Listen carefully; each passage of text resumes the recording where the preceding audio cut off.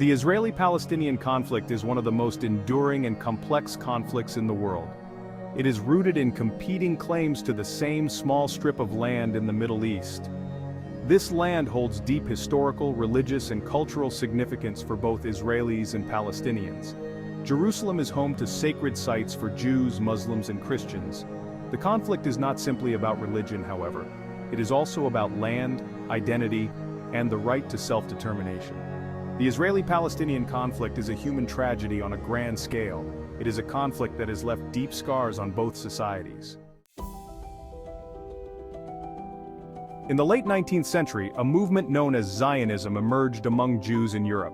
Zionism sought to establish a Jewish state in Palestine, which was then under Ottoman rule. Zionists argued that Jews needed a homeland of their own, where they could be free from persecution. Theodor Herzl, a Jewish journalist from Vienna, is considered the father of modern Zionism. Herzl witnessed firsthand the growing anti-Semitism in Europe. In his influential book, The Jewish State, published in 1896, Herzl argued that the only solution to the Jewish problem was the creation of a Jewish state. Herzl's ideas resonated with many Jews, particularly in Eastern Europe, where anti-Semitism was rampant. Jewish immigration to Palestine, known as Aliyah, increased in the late 19th and early 20th centuries. Jewish immigrants purchased land from absentee landlords and established agricultural settlements. The arrival of Jewish immigrants, however, heightened tensions with the Arab population of Palestine. Arabs feared that the Zionists aimed to displace them from their land. Clashes between Jews and Arabs became increasingly common.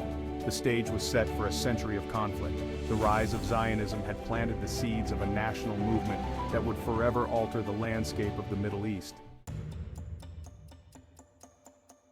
Following World War I, the Ottoman Empire collapsed, and Palestine came under British control.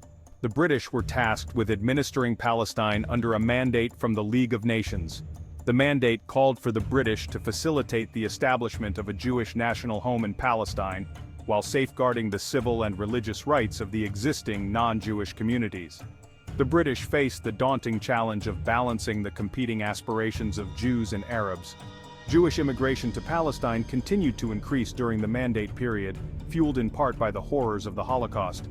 The Jewish population grew rapidly, leading to further tensions with the Arab population, who felt increasingly marginalized. In 1936, Arab frustration boiled over into a full-scale revolt against British rule. The Arab revolt lasted for 3 years and was marked by violence on both sides. The British responded with force, but the revolt highlighted the depth of Arab opposition to Jewish immigration and the idea of a Jewish state. The British, caught in the crossfire, found themselves unable to find a solution that would satisfy both sides. The situation in Palestine became increasingly untenable, and in 1947, the British government decided to hand the problem over to the newly formed United Nations. In November 1947, the United Nations voted to partition Palestine into 2 states, one Jewish and one Arab. Jerusalem was to be placed under international control. The partition plan was accepted by the Jewish leadership, but rejected by the Arab leadership, who viewed it as a betrayal. On May 14, 1948, David Ben-Gurion, the head of the Jewish Agency, declared the establishment of the State of Israel. The following day, armies from neighboring Arab states, Egypt, Jordan, Syria, Lebanon, and Iraq, invaded the newly declared state, marking the beginning of the 1948 Arab-Israeli War. The war was a watershed moment in the Israeli-Palestinian conflict. Israel emerged victorious, expanding its territory beyond the borders outlined in the UN partition plan. Over 700,000 Palestinians fled or were expelled from their homes, becoming refugees in neighboring countries. The 1948 war, known in Israel as the War of Independence and in the Arab world as the Nakba, left a legacy of bitterness and resentment that continues to this day. It also created the Palestinian refugee problem, which remains a major obstacle to peace. The decades following the 1948 war were marked by further conflict and displacement. In 1967, Israel fought the Six-Day War against Egypt, Jordan, and Syria, capturing the West Bank, East Jerusalem, the Gaza Strip, the Sinai Peninsula, and the Golan Heights. The war resulted in the displacement of hundreds of thousands more Palestinians. Israel's victory in the Six-Day War had a profound impact on the regional balance of power. It also led to the establishment of Israeli settlements in the occupied territories, further complicating efforts to achieve peace. In 1987, the First Intifada, a Palestinian uprising against Israeli occupation, erupted in the West Bank and Gaza Strip. The Intifada, which lasted for 6 years, was a turning point in the conflict. It brought the Palestinian issue to the forefront of international attention and increased pressure on Israel to find a political solution. In the early 1990s, against a backdrop of global political change, secret talks between Israeli and Palestinian negotiators began in Oslo, Norway. These talks culminated in the signing of the Oslo Accords in 1993. The Oslo Accords were a historic breakthrough. They marked the first time that Israeli and Palestinian leaders recognized each other and agreed to negotiate a two-state solution to the conflict. The Accords established the Palestinian Authority, an interim self-governing body for Palestinians in the West Bank and Gaza Strip. The Oslo Accords were met with a mixture of hope and skepticism. Many hoped that they would pave the way for a lasting peace. Others, however, doubted the commitment of both sides to the peace process. The hope generated by the Oslo Accords proved short-lived. The peace process stalled over difficult final status issues, such as the status of Jerusalem, Palestinian refugees, and Israeli settlements. In 2000, following the failure of Camp David negotiations, the Second Intifada erupted. The Second Intifada was far more violent than the first. Palestinian suicide bombings inside Israel became a regular occurrence. Israel responded with military force and began construction of a security barrier in the West Bank. The violence and recriminations of the Second Intifada dealt a severe blow to the peace process. Trust between Israelis and Palestinians eroded, and the two-state solution seemed increasingly distant. Section 8. The October 7th attacks, a turning point. On October 7, 2023, the world watched in horror as Hamas militants launched a surprise attack on Israel, marking a dramatic escalation in the Israeli-Palestinian conflict. The attacks, which involved a coordinated assault by land, air, and sea, claimed the lives of hundreds of Israelis and left many more wounded.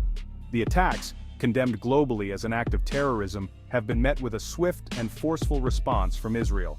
The Israel Defense Forces, or IDF, have launched a counteroffensive targeting Hamas infrastructure in the Gaza Strip, resulting in a significant number of Palestinian casualties, including civilians.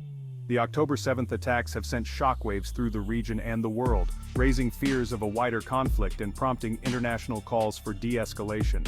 The attacks have also reignited debates about the root causes of the conflict and the prospects for a peaceful resolution. Section 9. Global reactions and the call for restraint. The international community has largely condemned the Hamas attacks on Israel, expressing solidarity with the victims and their families. World leaders have also called for restraint from both sides, urging a de-escalation of the violence and a return to dialogue. The United States, a staunch ally of Israel, has reaffirmed its unwavering support for Israel's right to defend itself.